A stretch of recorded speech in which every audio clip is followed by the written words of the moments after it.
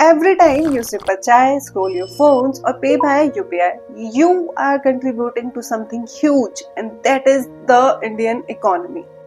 But have you ever wondered that how rich India actually is? From where all this money comes, where all this money is used, and so many other questions like this. So in today's video, we will understand economy in very simple language, in very simple words. Okay, let's imagine a country as a giant factory. People work, produces goods, sell services, and earn money. The total value of everything that factory produces in a year is called its GDP. That is the gross domestic products. That's what forms the GDP. A strong economy means better roads, better hospitals, better services, and a better life. For example, when US is building fighter jets, selling iPhones, or Hollywood movies earn billions, it boosts their economy. Same with India, when Tata, TCS from Ambani's Jio to the local shopkeeper, we all are contributors. After all this, there may be a question in your mind that how even a small shopkeeper is paying to the huge economy of the India. Well, when a shopkeeper hires an assistant, they keep people on their shops, they are providing jobs to the local people, which keeps the money flowing locally. And secondly, of course, shopkeepers are paying taxes to the government, which helps in the economy, promotes GDP of the India. Where does India stand? Well, as in mid of 2025, India ranks the fourth largest economy in the world. As you can see from this data, number one is United States, second is China, then Germany, India is on fourth, which is just above Japan. India's growth rate was 6.2%, which positions it as the highest growing major economy. And if you are thinking that India was always this rich, well, no. After independence, India was poor. India was struggling. And in 1991, India was almost bankrupt until a massive change happened that the PM Narasimha Rao and the Finance Minister Manmohan Singh opened the economy and they invited the foreign investments to India. When foreign investments came to India, India had some boost, India had some growth. Today, India is a global arena for foreign investments, but this wasn't always the case. It all started in 1991 when then government led by PV Narasimha Rao and his finance minister Manmohan Singh ushered in major changes to the economy by means of the 1991 economic reforms, which reduced the government control, and this was called as liberalization. And this liberalization changed everything.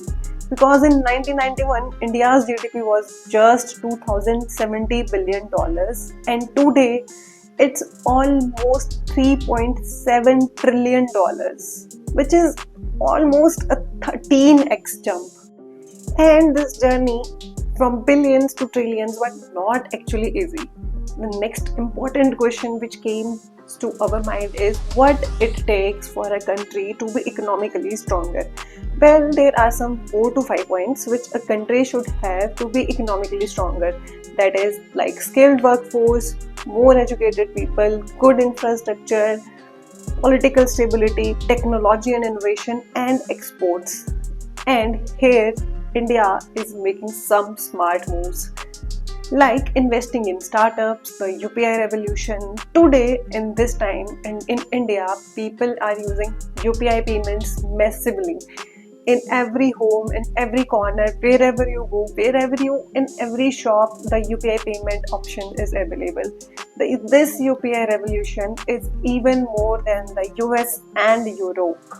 We have good infrastructure, we are investing in Make in India, the G20 leadership, all these things India is doing good. India is making so smart moves. But India is on fourth number, and there are still some points which are very important so that India can make more improvement. The problems there are to solve in India are like unemployment, inequality like the rich people are getting more rich, the poor people are getting more poor, dependence on imports.